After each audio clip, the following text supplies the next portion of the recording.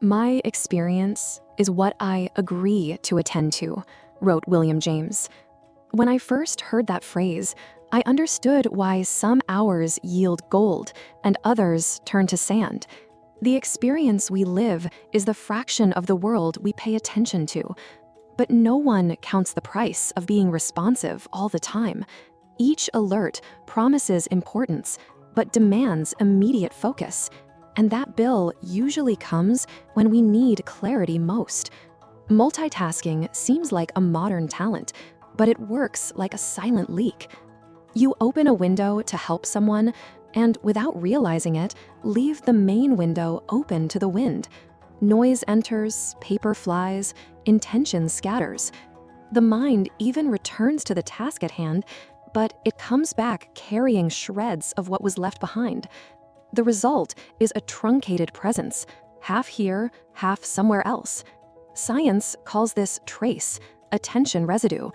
When we switch from A to B, a part of us remains stuck on A for a few minutes, even if B demands precision. This thin film distorts decisions, distorts sentences, and slows learning. It's not a moral weakness, it's the mechanics of the attentional system. Those who switch too much feed this residue and reap cloudy performance. Perhaps you recognize the microfilm of everyday life. In the middle of a good paragraph, the sound of a message pulls you into the chat. You respond quickly, return to the text, and realize the words have lost their shape. The numbers in the report are correct, but the narrative is skewed, as if an invisible seam were missing. Short-term memory works with sandbags on its feet. At the end of the day, the mind is exhausted, and the best is half finished. If this resonates, take a breath. It's not about becoming a digital hermit. It's about modulating your iris, opening to capture, closing to protect, choosing where to live for a few minutes without looking outside at every step. In 60 seconds, 3 signs that constant toggling is draining your best work and how to start stemming that leak.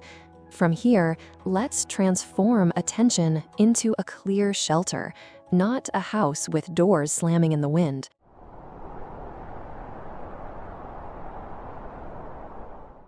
The first bill for multitasking doesn't appear on your spreadsheet. It arrives in your body. You end the day like someone who's carried a stone, head heavy, vision blurred, patience hard to grasp. Sleep comes in fits and starts because your mind insists on continuing tasks you've almost completed. The bill arrives in the form of exhaustion and insomnia, and it can't be paid with more coffee. An open window brings light and noise, and it's this noise that begins to colonize the silence where ideas are born. On a small scale, the drain seems harmless. A notification nudges you, you take a quick glance, return to the text, and feel a void of continuity, as if the last sentence had no railing. The paragraph loses traction, and your mind demands another stimulus to compensate. When you realize it, you're switching to unlock, although switching is what gets stuck. Your brain tries to pick up the thread, but returns with splinters from the previous tab stuck in your attention. On a medium scale, the environment amplifies friction. You're in a meeting while simultaneously sorting out Slack and email to not hold anyone up. The result is a fragmented presence. You understand half the context and answer half of what was asked. Anxiety rises because nothing gets finished, and re-entry into each task slows with each leap. The day becomes a mosaic of broken beginnings, and the feeling of inefficiency taints self-confidence. On a high scale, the curse affects projects that matter to your life. In a crucial week, decisions are rushed, the text loses density, the code gets patched, and personal conversations become checklists. Cynicism sets in. Nobody can focus anyway, followed by silent isolation to avoid failing again. But isolation isn't focus, it's escape. The price is delayed deliveries that should be your best calling card. The subterranean mechanism is simple and relentless. When switching from A to B, part of your attention remains stuck on A for minutes, leaving a trail that blurs B. This attention residue accumulates throughout the day like dust on a camera lens, diminishing sharpness without you even noticing. Each return requires re-evaluating the context and reassembling the narrative of what was underway. Piling up residue produces cognitive fatigue and reduces quality, even as the total time invested increases. So the real risk isn't being busy, it's failing to realize that busy mode devours clarity. A window that's too open isn't a sign of power, it's an invitation for the wind to blow down your mental house. If focus defines the reality you experience, leaving the door ajar to every stimulus makes your reality lose its shape. In the next few blocks, we'll build a unique lens to separate light from noise and restore the clarity that transforms ordinary hours into rare.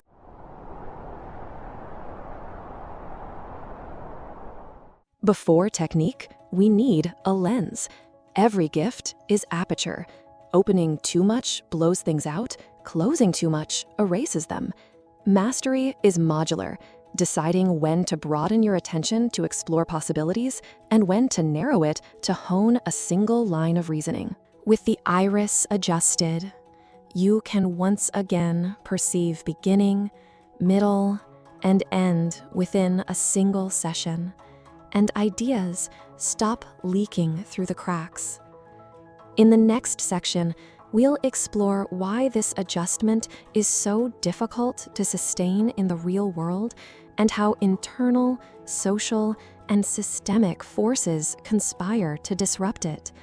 The good news is that understanding the conflict already reduces half the drain.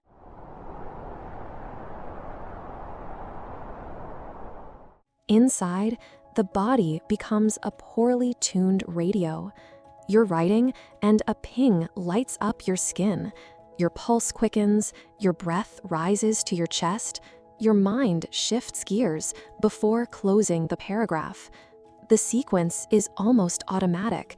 Stimulus generates low anxiety, anxiety pulls attention, attention breaks the narrative, and the decision is rushed. When you try to return, your reasoning comes with a shadow of what was left open, as if a thin film covered the next sentence. This trail has a simple name: attention residue. When switching, a part of you remains stuck in the previous context, insisting on questions that no longer fit here. It takes your brain minutes to dismantle that frame and assemble another, and in the meantime, accuracy declines. Microscene. You review the same line twice because you're still arguing with the message you received, not with the text that needs to be created. Externally, relationships create a force field. The call me and I'll respond immediately culture turns politeness into a permanent vigilance. You enter a meeting, but keep Slack out of sight so as not to keep anyone waiting, and leave with half the context and half the answers. The mechanism is clear. Social expectation turns into guilt, guilt triggers vigilance, vigilance anticipates interruptions, and presence dwindles away. In this environment, systems are designed to capture and retain. Infinite feeds, red badges, and tactile vibrations operate like small lotteries that promise novelty in exchange for fragmentation. You open just a second, and a carousel of tabs appears that didn't exist a minute ago. Here, the chain of events is impersonal. Design optimizes clicks, clicks generate quick dopamine, dopamine associates switching with relief, and focus becomes painful when sustained. Layer after layer, the cost mounts. The internal divide disrupts your rhythm.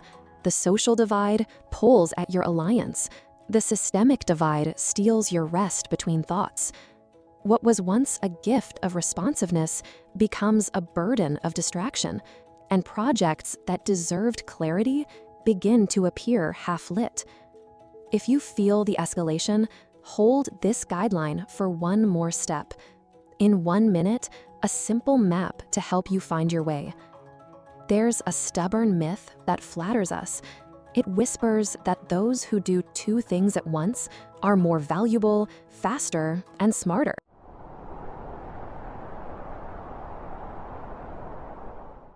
The myth dresses up as efficiency and parades around with numbers of tasks completed per day. But real efficiency isn't the sum of clicks, it's the clarity of the result. And clarity is what's first lost when we switch back and forth without criteria. Switching gives a sense of progress because each change triggers novelty. The mind confuses stimulus with progress and the to-do list with completed work. What the myth hides is the cost of re-entry, which is hidden from view. With each jump, pieces of the previous task get stuck in the current focus, like dust on a lens. The text emerges with a sentence that doesn't connect with the previous one, and the decision emerges with logic that doesn't close the loop. False efficiency also seduces managers and teams. It seems virtuous to respond immediately and be always visible, but continuous presence isn't synonymous with impact. Impact is born when an idea moves from beginning to end within the same path of attention. Without this path, what grows is reputational fatigue from over-promising and under-delivering. The myth transforms goodwill into noise and calls it speed. Dismantling the illusion frees up choice. When we see that apparent gains conceal a loss of quality and learning, a simple rule opens up. It's not about amputating responsiveness, but about regulating it so it doesn't consume what makes us unique. In the next section, you'll receive a practical map for modulating without disappearing, with clear limits on the number of changes and response time. From there, speed and accuracy pull in the same direction again. Think of this block as a map with 2 precipices and a safe plateau in the middle. On the first precipice, you open up too much. You're on call all day, keep notifications visible, and switch between windows as if you were blinking. The sensation is of constant movement, but work takes place in dim light, and your body closes in on the night as if you've been running. On the second, you close in too much. You become a digital hermit, turn everything off, and disappear from the team. Silence yields pages, but it unravels collaboration and creates political friction that returns in the form of untimely emergencies. At the extreme end of openness, the rule is clear. More than 20 window changes per hour means you're not working, you're just zapping. This cadence makes the residual attention structural, not occasional, and turns each return into a fresh start. Even when there's goodwill, presence becomes fragmented and working memory crumbles. The result is a pile of almost done tasks that drains energy and reputation simultaneously. At the extreme end of closure, the risk is confusing focus with avoidance. You protect your blocks, but leave questions unanswered and remove context from decisions that depend on you. The team learns to work around your absence, and the cost appears in worse solutions made blindly. Focus without agreement becomes isolation, and isolation exacts its toll in the form of rework and strained relationships. The center is modular, with explicit criteria. Define response windows twice a day for about 25 minutes and accept that latency outside these windows exceeds 60 minutes. Within deep blocks, aim for a maximum of 5 window changes per hour and, if possible, 0 during 90-minute sessions dedicated to objective delivery. This arrangement keeps you predictably accessible without imploding the clarity of what matters now. When there are real exceptions, on-call, incidents, treat them as exceptions with a start and end time so that the plateau remains the rule. This is the turning point. From now on, I modulate. I neither numb nor overflow. If my experience is what I agree to attend to, today I agree to attend to what constructs, not what merely blinks. I choose to close my iris to the noise and open it to the essential, for the time necessary for an idea to penetrate fully. The decision translates into a simple pact with the day. I announce my deep blocks, allot the shallow ones, and treat exceptions as exceptions with opening and closing times. It's not about disappearing. It's about becoming predictable without being constantly available. From this pact onward, focus ceases to be rigid and becomes a project, a protected space for the best work to happen by design. Now, I want to hear from you. Comment with your mantra to seal the decision. I see now. I'll never let this happen again. Or I modulate the gift. If this video moved you, subscribe and share it with anyone who needs to regain clarity. In the next section, the practical protocol in 3 parts, verbs, tense, and criteria for you to implement this decision tomorrow.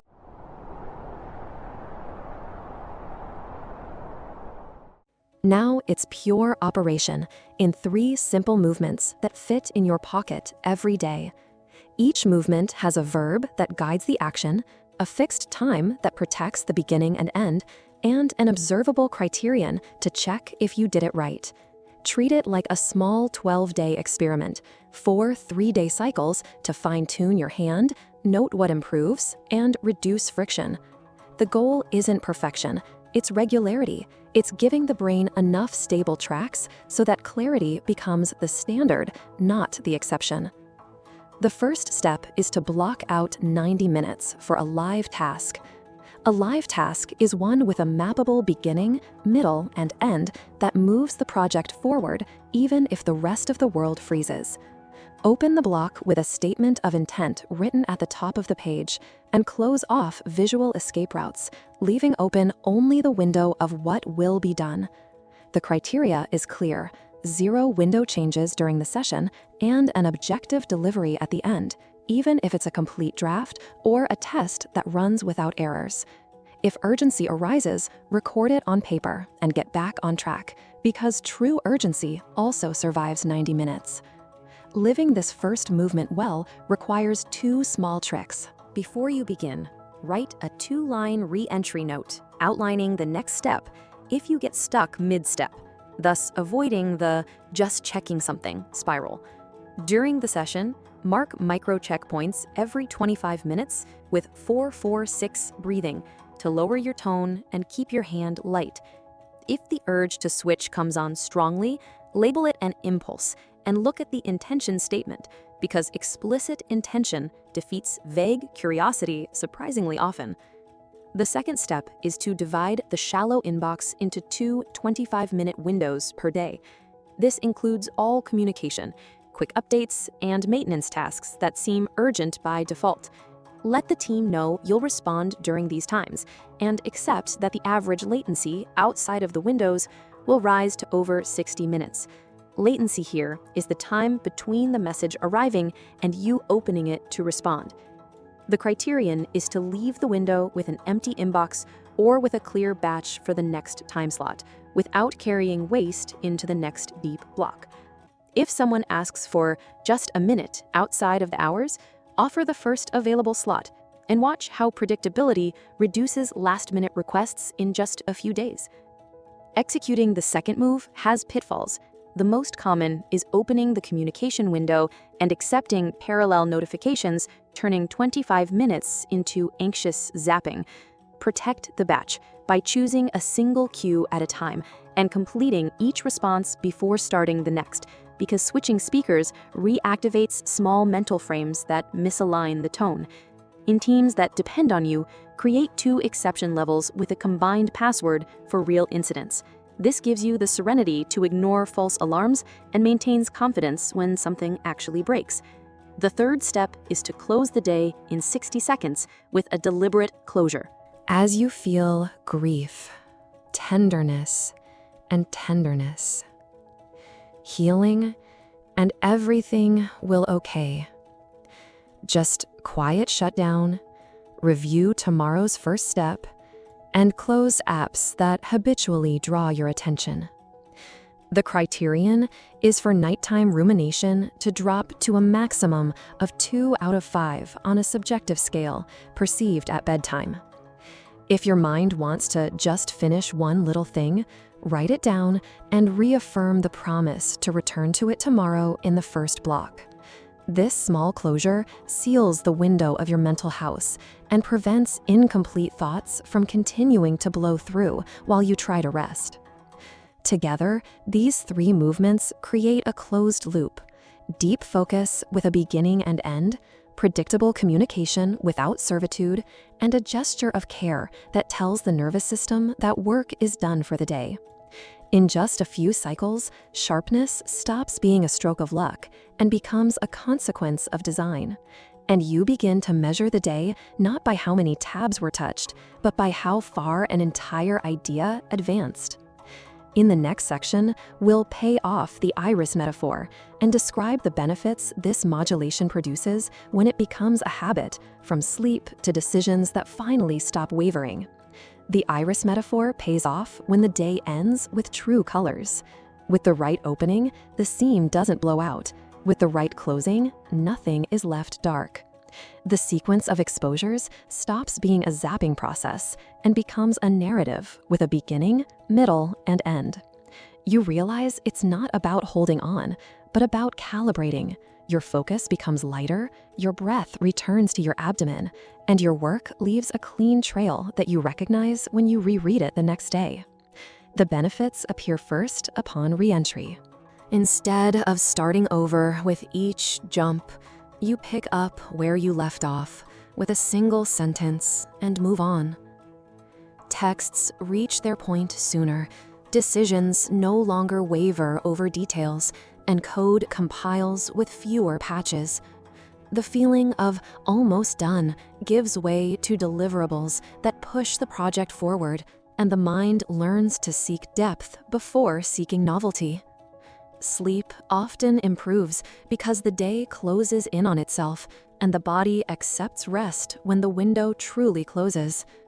Then come the learning gains.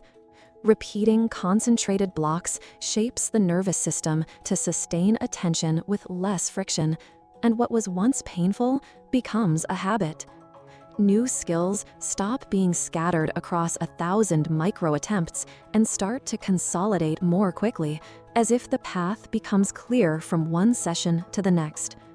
Deliberate practice gains ground because you're present enough to notice where you're going wrong, correct it, and repeat on the same path without wasting effort on notifications. Finally, the environment reacts. The predictability of your windows reduces artificial urgency, team confidence increases, and the number of escalations drops because you respond at the agreed time. Respect for the deep block positively impacts meetings and deadlines, and the conversation shifts from "Are you online?" to "What's the next step?" When the collective learns its cadence, collaboration stops being an interruption and becomes a connection.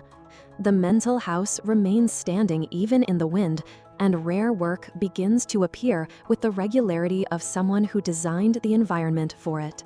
As if this video brightened your day, leave your mantra in the comments to confirm your commitment. I see now. I'll never let this happen again. Or I modulate the present. If this video brightened your day, leave your mantra in the comments to confirm your commitment. I see now. I'll never let this happen again.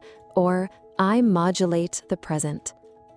Also, tell us what style of scheduling you'll try this week and why, because declaring your plan publicly doubles your chances of sticking to it. Subscribe and share this with someone who lives with their window open too much. It might be the perfect invitation to regain clarity. Today, schedule a deep 90-minute block and write your shutdown phrase to end the day with your mental house in order. Thank you for making it this far and for choosing attention over noise. When you protect what matters, the work rewards you with a quality that comes not from raw effort, but from design. Focus isn't rigidity, it's fine-tuning that you practice with each session until it becomes a habit. Come back anytime. This channel exists to help you build days that pay off in clarity, impact, and peace. Until next time, take care of your mind, your soul, and your truth. You're not alone on this path. Not anymore.